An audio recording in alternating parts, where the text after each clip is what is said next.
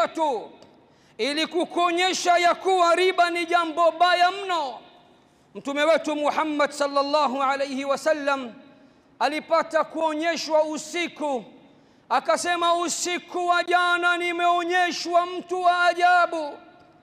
Nimeonyeshwa mtu mmoja anaogelea katika mto ambao ni wa damu tupu, anapiga mbizi, anazama na kuibuka, kisha kila akijaribu kutoka kwenda nje ya maji yale, kuna mtu kamsimamia kando kando, anamrushia jiwe kubwa mdomoni, naye anafungua mdomo kama mamba na kumeza ile jiwe.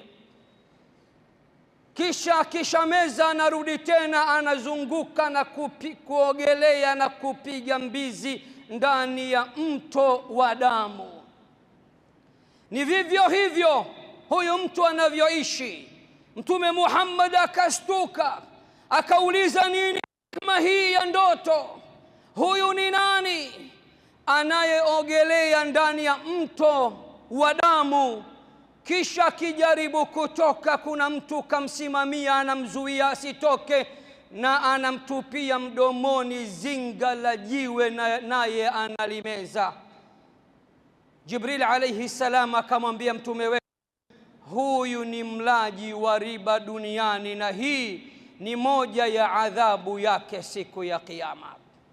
Na si hilo tu, katika suratul Baqara Allah anawaambia watu, fa'dhanu biharbin min Allahi wa rasulih, musipokoma, musipoachana na mambo ya riba, jueni ya kuwa mmetangaza vita na Allah na mtume wake. Abdullah ibn Abbas anasema, ataambiwa mlaji wa riba siku ya Kiyama, kamata msilaha yako, kamata mkuki wako, leo pana vita. Atasema, ndani ya ardhi ya Kiyama vita ya nini? Ataambiwa, leo pana vita baina yako na Mola wako. Waislamu, mmepata picha namna gani riba ilivyo mbaya na ilivyo nzito?